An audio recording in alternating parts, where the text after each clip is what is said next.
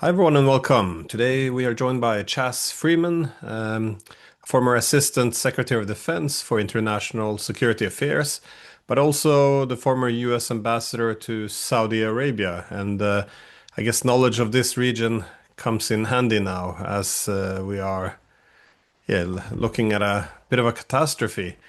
Um, I it seems as if this attack, this surprise attack on Iran was a massive gamble that is one that's also not paying off. How are you seeing the situation over the past few days? Well, Prime Minister Netanyahu has never made any secret of his desire to engineer both an end to the nuclear program, including the peaceful elements of it in Iran, and to engage in regime change, and more particularly to ensure that the United States, which has capabilities Israel doesn't, is dragged into a war with Iran. He's acted now. I think the urgency had very little to do with the nuclear program in Iran and a great deal to do with the possible success of US Iranian negotiations in Oman. He's successfully ended those negotiations. He has not done very much damage, apparently, to the Iranian nuclear program, which, by the way, the world's intelligence services, including his own, believe has not been authorized to develop a nuclear weapon. That is, there's been no such decision in Iran.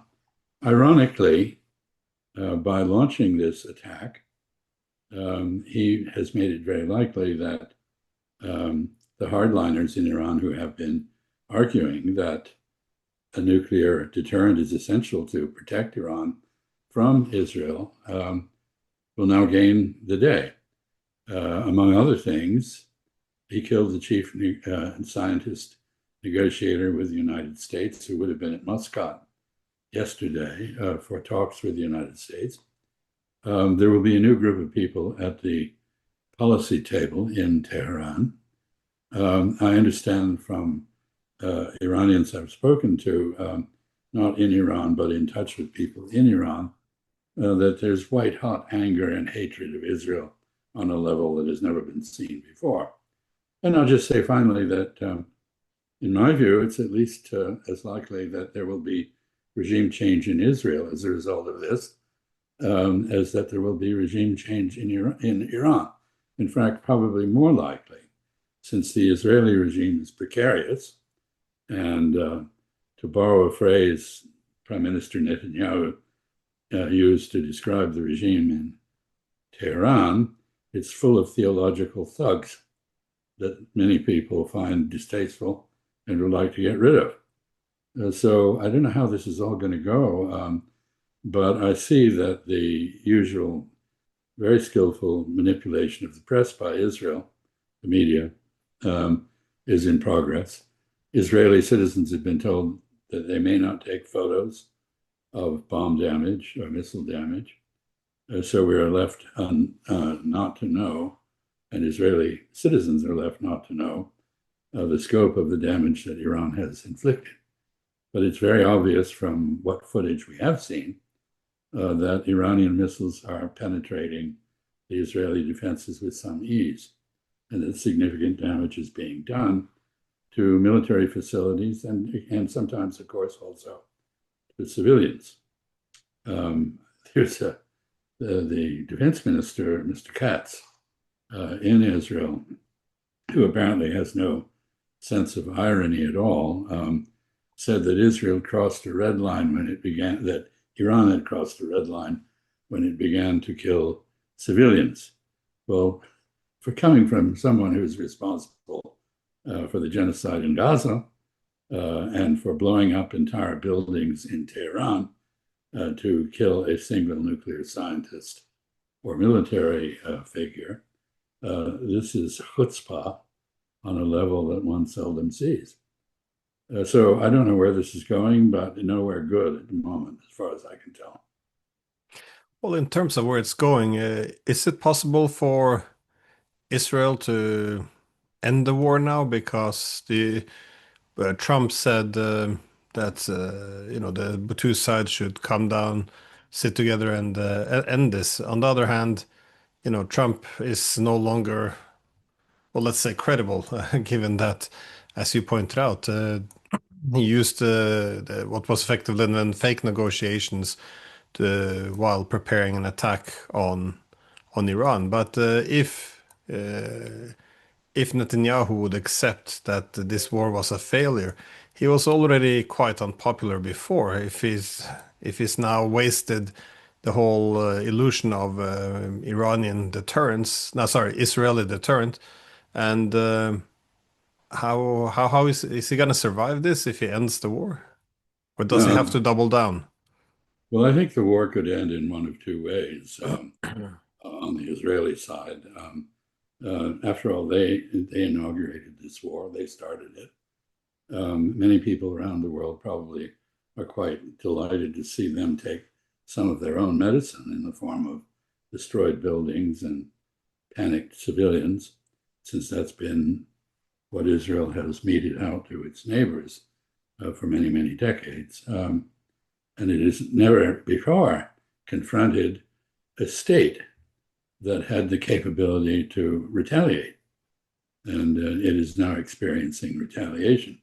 So there are two ways in which this war could end. One, Mr. Trump halts the flow of weaponry to Israel, which it's unlikely he will do because he seems to be in the pocket of wealthy Zionist donors of one sort or another.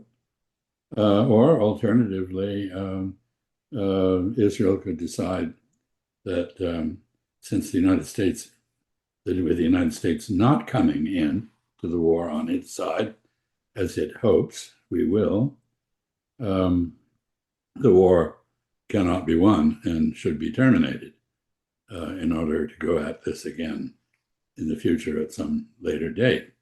So those are the two ways in which Israel might end the war. I don't see Iran ending the war except in the manner that it has declared it would. It has said if Israel ceases its attacks, it will respond by ceasing its own retaliation on Israel. So everything depends on Israeli decisions, heavily influenced by Mr. Trump. And finally, I'd note that the G6 plus one, G6 plus one, formerly known as the G7, is meeting in Alberta, Canada. And there's a very odd aggregation of powers there. Japan has been very critical of Israel.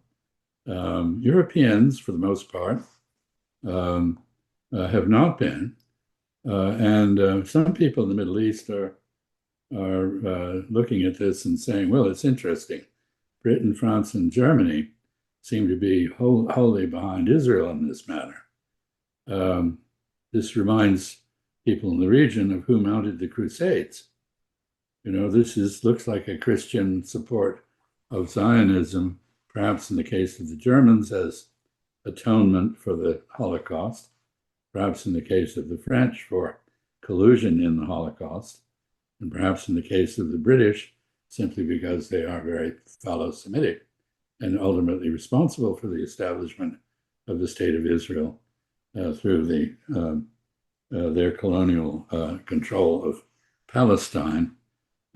So it will be interesting to see what comes out of Alberta, but I doubt anything very definitive will. And I suppose that even though the British, Germans, French in particular are supporting Israel quite heavily, including with military means, by the way, that despite that they really would like to see the war end. And they know that the key to that is the United States putting pressure on Israel, which the United States has never been willing to do in recent years. In terms of what other actors are thinking, the Gulf states, many of them, they're no fans of Iran, but again, you as the former ambassador there to Saudi Arabia, are there any other complexities we should know of? Because I have heard that some of in the region have been a bit shocked by the deceit that yeah the attack on Iran during the negotiations, and also yeah some have been especially in Iraq a bit impressed by um, Iran's ability to absorb the hits from Israel and actually strike back. It kind of shattered some of the illusion around the all-powerful Iran.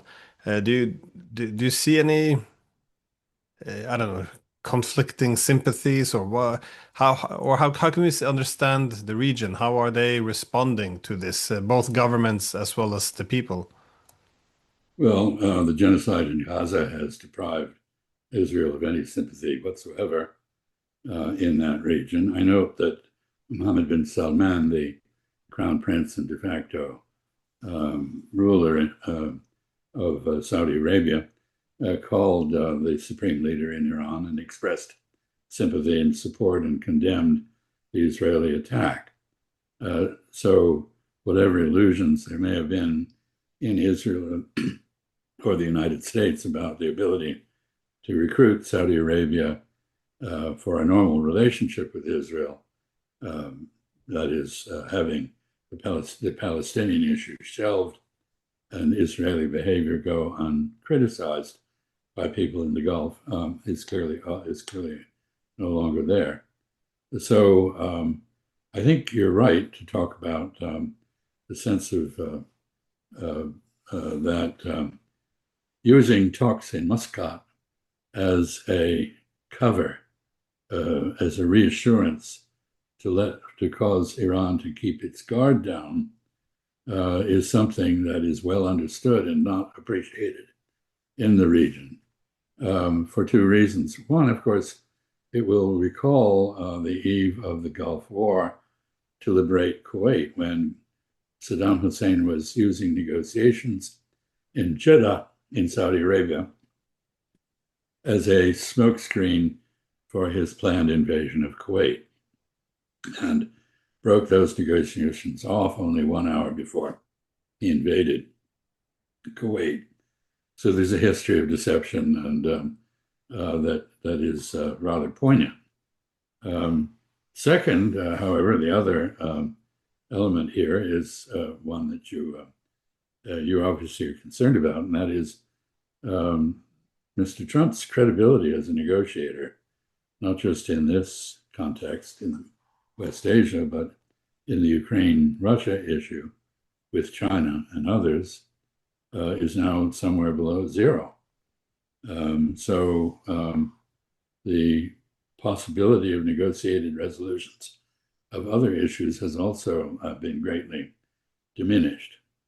I think finally, one has to note the irony of this situation, where a nuclear armed state, Israel, which acquired its weapons clandestinely and lied while doing it, and indeed stole some of the nuclear material from the United States in order to create its nuclear arsenal, is attacking a non-nuclear state for exercising its right under the Non-Proliferation Treaty to enrich uranium and to do so under international inspection.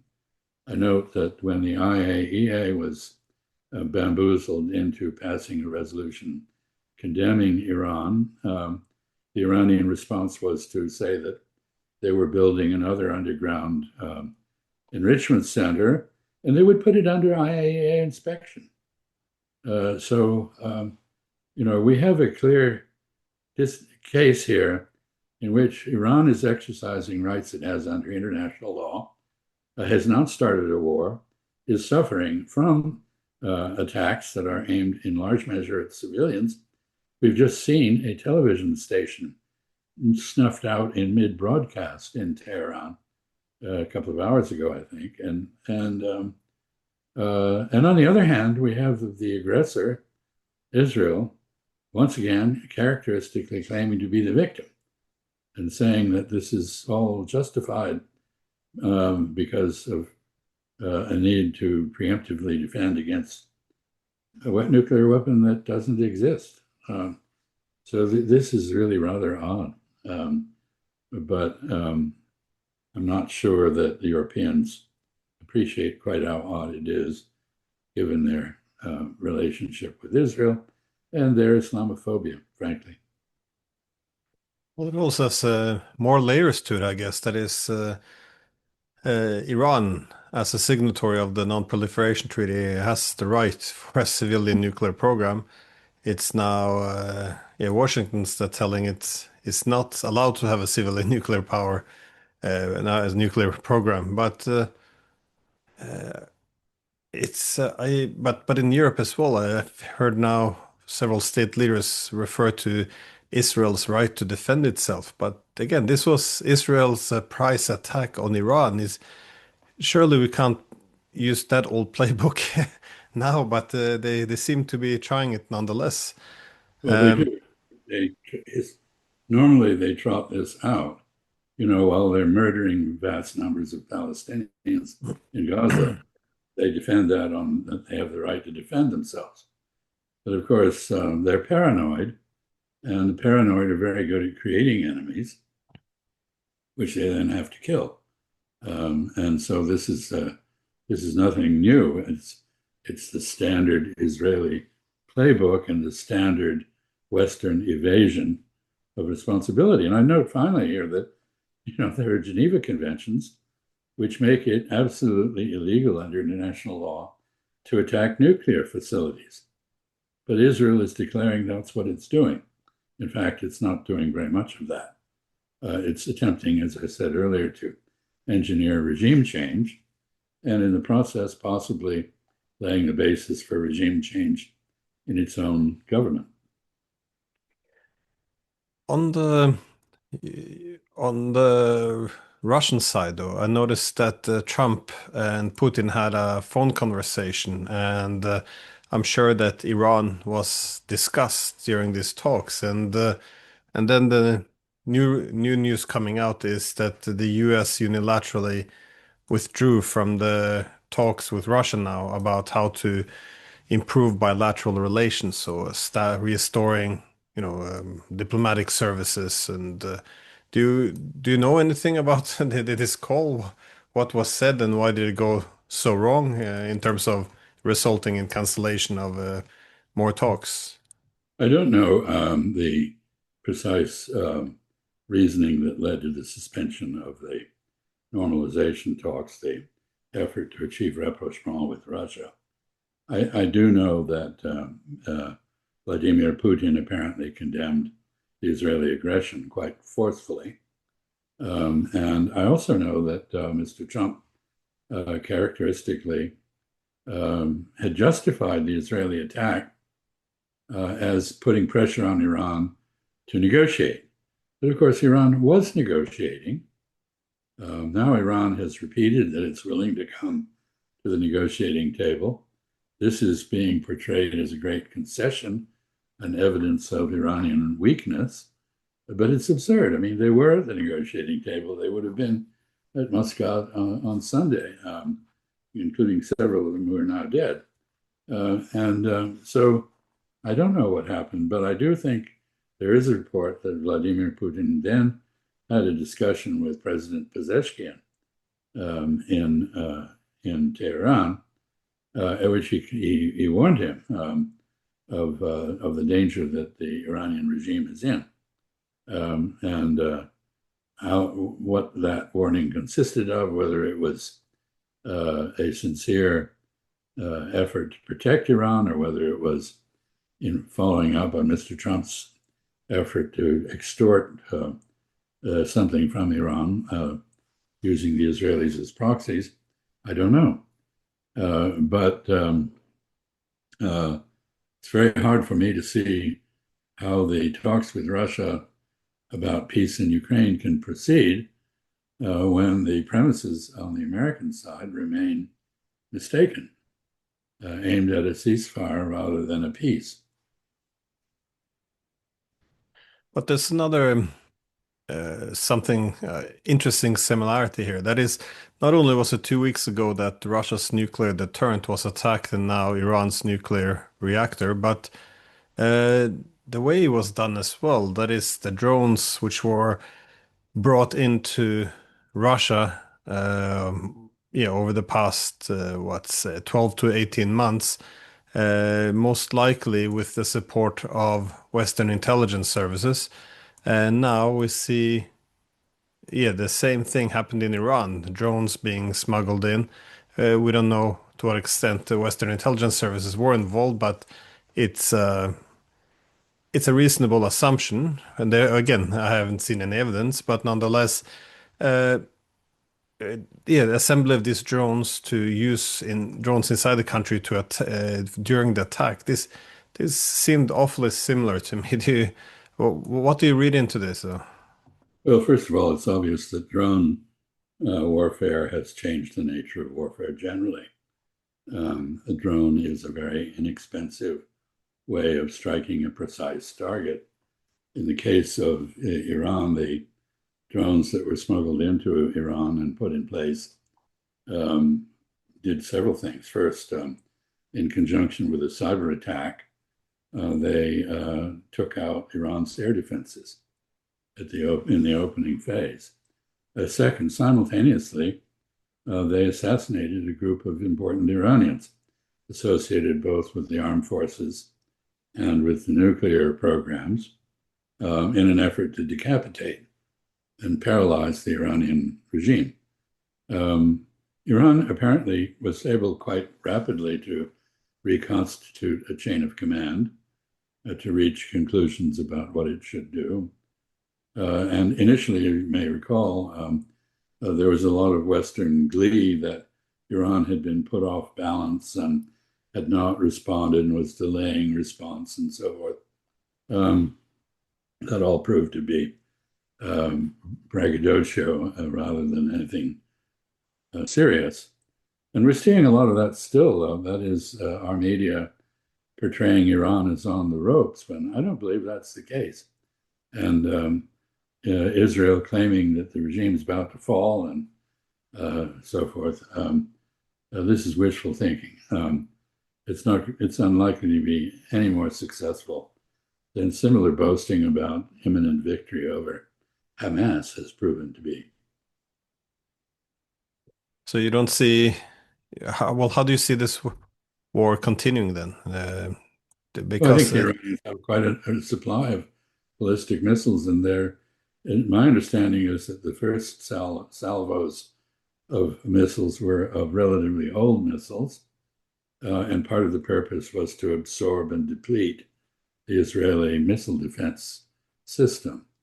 They're now firing hypersonic missiles, which have no problem apparently penetrating Israeli ballistic missile defense. I don't know how many of them they have, but I think the claim I've seen is that perhaps the Israeli claim, which is probably exaggerated, that they may have taken out 1/3 of the Iranian ballistic missile force. This could go on for quite a while. Israel has apparently established air control over Tehran, but that is at a very great remove from Israel. And it's dependent on tankage, which is coming, I understand, from the Luftwaffe and other European air forces, and very likely from the British and the Americans. So the British and Americans, the Germans, others could, if we wished, call off the Israeli attacks on Tehran. That wouldn't be a bad idea. And I think we could then expect the Iranians to do what they've said they would do, which is reciprocate a halt in attacking Israel. well, if they would go back to the negotiation table, I'm sure Trump could sell it as a victory that now Iran has to accept that the U.S. is serious, or it could be seen as or bringing them back to the negotiation table as if they're the ones who left. I mean, there's a lot of ways to spin this as a victory, so which can be positive, of course, if it Sure. allows the Washington to accept that we have to end the war. But what would wouldn't it be harder to get a deal now? I'm thinking what I hear from the Iranians is they will not trust the IAEA anymore, and they don't really Sure. trust their negotiation partners anymore. Um, how how easy would it be to get a deal now, though, after this attack? Well, I think it'll be very difficult indeed. I imagine the Iranians will want to keep talking because there's no real reason not to. But I don't think, and it does establish a process which allows some cooling off and perhaps might even produce something. But no, I mean, Mr. Trump, in his first term as president, wrecked the nuclear deal. Now he's trying to basically go back to it, um, or he was. He's now backtracked and said zero enrichment is required and added various other conditions. So, no, I think when this is over, and the war will end, and I don't believe either Israel or Iran will cease to exist as a result of this war. It's not existential, as Netanyahu has claimed. Um, I wouldn't be surprised to see the Iranian air defenses very rapidly rebuilt with help from Russia, China, and others. And I note that apparently the Iranians did manage to shoot down a couple of F-35s, despite the stealth features that make them supposedly immune from being taken down by anti-aircraft missiles and gunfire. So both sides will emerge from this battered. The Israelis will emerge from it no matter what, chastened, because as I said, for the first time, they've had to confront an enemy who really could retaliate. They've been used to fighting people who didn't even have weapons for the most part, armed with stones, not guns. And when they had guns, they had no air force and no heavy equipment. And Israel has ruled the skies in its region. It may have established air superiority for a time in Iran, but that's not going to last. So I think Iran had never had any illusions about how vicious an attack from Israel could be. It was surprised by the timing of this attack because it came, as you said, as it had every reason to believe that there were negotiations in progress, not a sort of Pearl Harbor style attack. Pearl Harbor is not a bad analogy, by the way, because I remember Admiral Yamamoto, who carried out that attack, but who opposed it on the grounds that he thought it would be a tactical victory, but a strategic defeat for Japan, proved to be right. He is said to have said after the attack, well, we won a victory, but we have awakened a monster.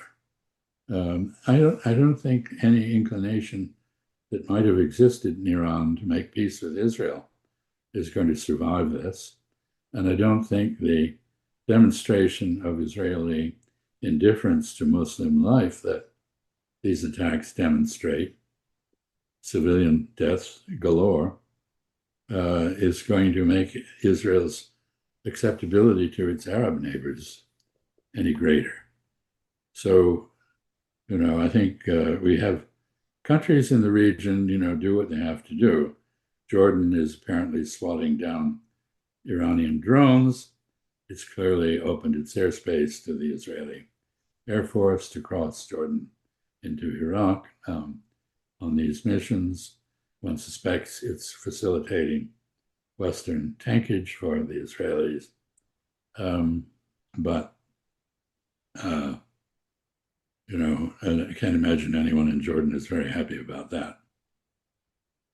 How about the United States? You think the US will join in on the fight, the war against Iran? I guess it's not really simply a yes or no answer. The United States, it seems at least, will get a bit more involved in terms of intercepting Iranian missiles, because the Israeli air defenses really seems to be weakening by by the hour. I'm not sure if they've been taken out or if they're depleted of interceptive missiles or what exactly the problem is. But given that more and more Iranian missiles are going through, the United States will most likely assist more actively in intercepting Iranian missiles. But do you think the United States will go even further? That is to engage in direct attacks on Iran, or is it doesn't have the infrastructure in place? How do you see this? Well, what the Israelis want is an attack on Fordo, the deep underground nuclear enrichment facility that they believe it might be possible to destroy with 30,000 pound bombs of a sort only the United States has and can drop. That would be a disaster in terms of probably inaugurating a region-wide conflagration. Among other things, the United States has a lot of bases in the region, which local militias have already said they will attack if the United States directly joins the fray. So that's one thing. The second thing is I don't believe the United States has the capacity to significantly increase the defense against missiles by Israel. What it can do and has been doing apparently is countering drones, which are slower moving, perhaps cruise missiles as well, but not the hypersonic missiles that are devastating Haifa at the moment. So I'm not sure that the United States has an option other than staying out or going in itself.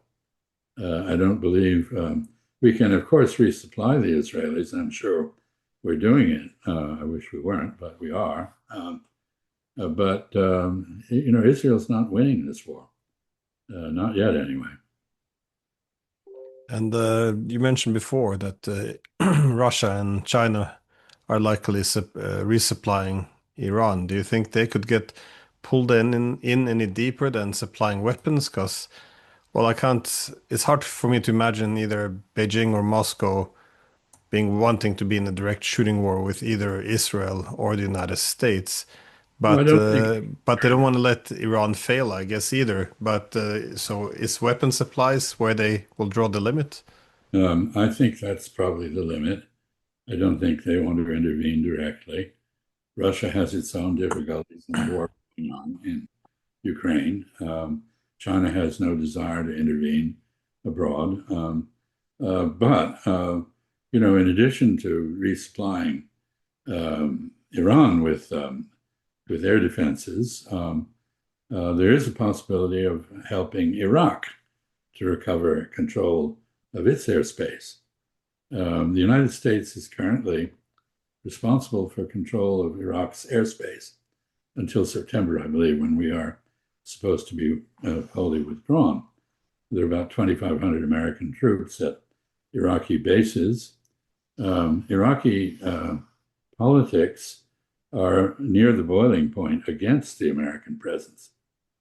But, getting rid of the United States wouldn't do very much unless Iraq acquires a significant air defense capability that could stop Israel from violating its sovereignty, as it has been doing, and as Iraq has protested. So I think, there is a possibility that when the war ends, we will see a proliferation of arms purchases by countries with the wherewithal to pay for that, like Iraq. And we'll also see the rebuilding of systems in Iran, perhaps indigenously through technology transfer. But I think you're right to suggest that other great powers with the capability to resupply, rebuild their defenses are going to be very careful not to get themselves directly involved in the fight. Well, American resources are, limited. I think more so now as the world has more new centers of power that, the hegemonic era is over. But with fewer resources and more need to prioritize, I think it seems it's reasonable to argue that Israel is a much higher priority than, say, Ukraine. So, how do you think the Ukraine war would be affected? Because, well, Trump already doesn't seem too interested in continuing the proxy war, but now with yeah, some of the disasters being inflicted on Israel, surely a lot of the, I guess, weaponry would have to be shifted, or is it completely different, the weaponry? Because I know there's been some negative comments coming out of Kiev that is Zelensky was hoping some of these missiles would be for him. So do you think it will be significant? Will this have a significant impact on our other war, that is the proxy war in Ukraine? Yes, I believe it does have effects on two levels. One, as you indicated, President Zelensky, who is in Alberta with everybody else, is presumably redoubling his pleas for the rearmament of Ukraine. But the fact is, and this is probably more important, that American munitions supplies, armaments, the accounts have been overdrawn. There isn't the weaponry to supply to both Ukraine and Israel. And you're quite right, Israel will undoubtedly get priority. So there's a direct result on the erosion of Ukrainian defenses that comes from what Israel has just done, which is essentially, just let's not mince words. Israel has started a war it knew it could not win unless the United States could be dragged in. Is the United States going to be dragged in? Many of the people in the Trump administration who favored that are no longer there. That is to say, we've had a battle in the American government between America Firsters, epitomized perhaps by Vice President Vance, and Israel Firsters, epitomized perhaps by Mike Waltz, who was the National Security Advisor until he was caught conspiring with Prime Minister Netanyahu on a war with Iran. So how will Mr. Trump come out?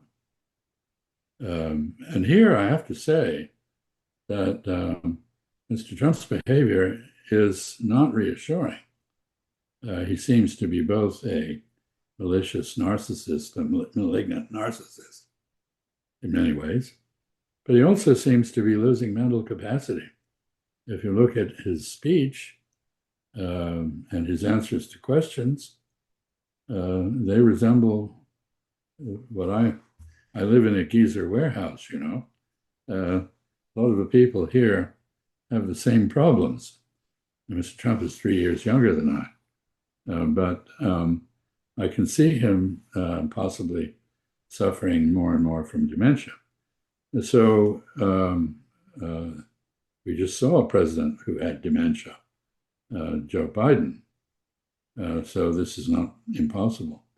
Mr. Trump has not surrounded himself with people of obvious quality and qualifications for the jobs they've been assigned to. So the United States government is a pretty erratic factor in all this.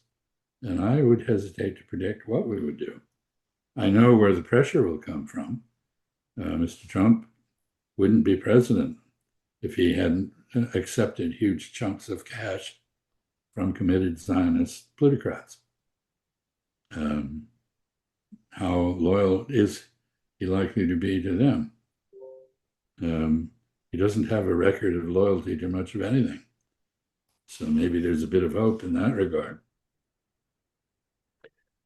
Well, my last question is, do you think, besides what happening now with Iran affecting the battlefield in Ukraine in terms of weapons, but how about the diplomatic efforts? Because again, 2 weeks ago, when the Russians are seemingly very optimistic about the possibility, at least, that they have someone in the White House they can actually talk to and possibly find a peace with. But 2 weeks ago, they can't help but to, well, try to make sense of what happened. Again, an attack on their nuclear deterrent.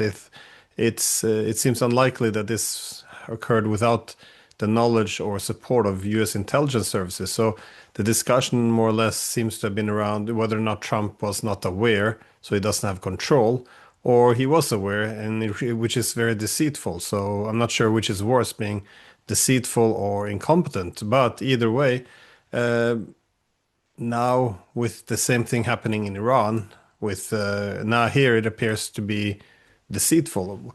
Do you think the Russians will be less likely to, well, again, they still want to talk with the United States and try to find a solution, but any chance of accepting a ceasefire based on, some good faith during negotiations, that seems to be pretty much finished now. There's no way they will give up any strategic advantage on the battlefield in the hope or in the trusting that the other side is going to do what they have said.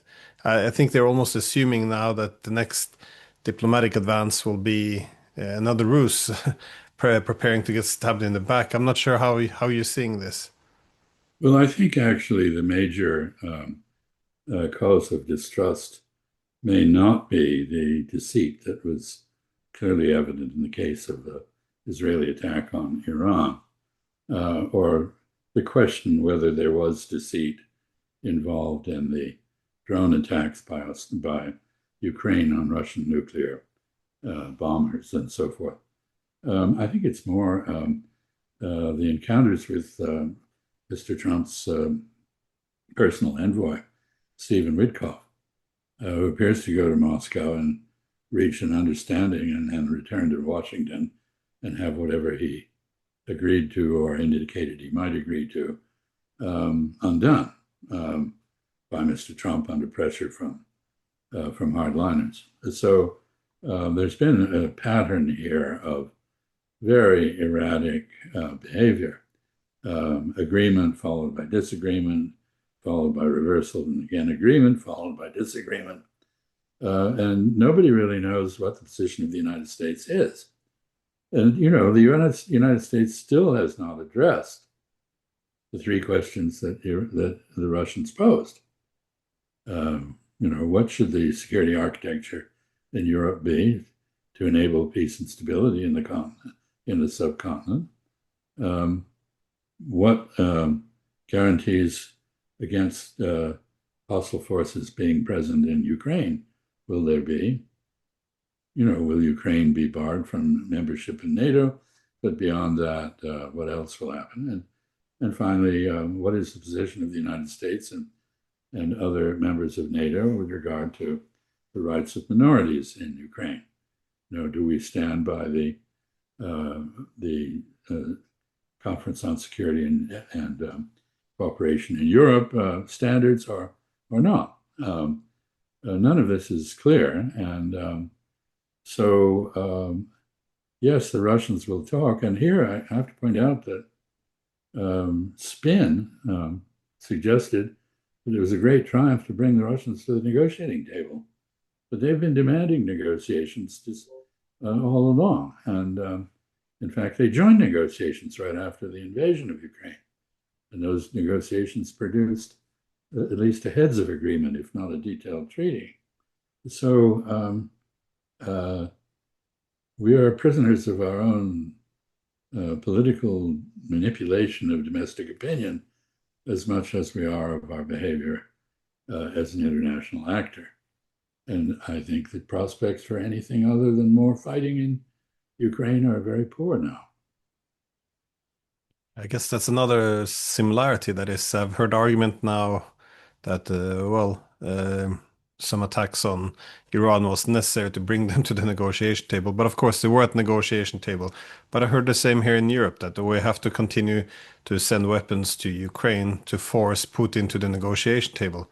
But they never said no. They were open for talks anytime. It was here in Europe where we boycotted diplomacy now for more than 3 years. We refuse to talk. Even now that Americans are talking with the Russians, none of the European leaders want to pick up a phone and call the Kremlin. They have labeled it to be pro-Russian, which means you're not allowed to do it if you want to stay legitimate in the political scene. So So they're not calling, they're not picking up the phone, they're not traveling to Moscow, they're not talking to the opponent. And meanwhile, they see the Russians saying, well, we haven't said no to negotiations, we're prepared to talk. And this narrative is still that weapons has to be sent to force the Russians to sit down and talk. It's you can make the argument that yeah, we want to sit down and talk, but talk from a position of strength. But to not talk at all, this is just it's very deceitful, I guess, what I'm getting at, which is the same as what we're doing now with the Iranians. So actually, in the case of the Russians, you could argue that Vladimir Putin's intervention at Munich in 2007 was a forceful demand for dialogue and negotiation. So that's 18 years ago. For 18 years, the Russians have been demanding dialogue and negotiation. And for 18 years, the West has absolutely turned a deaf ear to those demands. And in fact, in December 2021, January 2022, we basically stiff-armed them. So what is really strange is the persistence of these arguments, which I think a clinical psychologist would call this some kind of projection by us of our own behavior onto the Russians. I mean, we're the ones refusing negotiation, not they. No, you negotiate, you may not reach agreement. In fact, you may find that the negotiations simply reaffirm differences that you thought you had. But so I think that's there is a common pattern here, and that is you do what I say, and if you don't, then there's something wrong with you. But if what I'm demanding is so contrary to your interests, so illegal under international law, so strategically disadvantageous that you have no incentive to do it. I mean, diplomacy is about persuading other people to accept that your view and what you want them to do is in their own interest, that it corresponds to reality, but more than that, that it is going to benefit them. What's the benefit to the Russians of a ceasefire, for example, which is the current demand? That, and of course we have crowing in the Western press about every completely absurdly exaggerated Ukrainian Defense Ministry claim of how many Russians have died in this war. Well, no figures are ever released about how many Ukrainians have died. So we've gotten a completely false image of what's happening. And I suppose you could say the same thing was the case in Iran, that the intelligence agencies all say Iran never made a decision to build a nuclear weapon. And all the politicians say Iran has decided to make a nuclear weapon. But this is ignoring your own reliable sources of information. I think what happened in the case of Iran was the West, the United States, tore up the JCPOA, the nuclear accord, by which Iran had agreed to limit reprocessing and to conduct its activities in a transparent manner. Even as Israel attacked Iran, there were 125 or more IAEA inspectors on the ground. As you indicated, Iran's unlikely to trust the IAEA in future, as it now has proof that the Israelis were able to penetrate the IAEA or collude with it to identify the nuclear scientists they wanted to kill. So this is, degrading another international organization and rule of law instrument. I guess what we can conclude from all of this is that diplomacy is pretty much missing in action in both places, West Asia and Eastern Europe. That the world order based on the rule of law is dead, that expediency rules, that no treaty or convention disregarded by the West or by Israel as binding. So Israel can attack nuclear facilities, despite the fact that it's a member of a treaty prohibiting that. And the West can invert reality, making the victim into the perpetrator and vice versa. And nobody will challenge it because the independent press is now reduced to the level of scribes for government, taking down whatever is dictated to them and extrapolating from that. So this is not a all of the factors that were once self-correcting are not there anymore. The checks and balances are gone. And anything could happen, which is why I don't dare predict what will. Yeah, no, I share your sentiment though that the media, if there was a media which held people accountable, things would be very different. It's a great shame this is gone. Anyways, thank you so much for being so generous with your time, and I always look forward to speaking with you. So I hope you'll be back on again fairly soon. You keep well and keep up the good work. Thanks.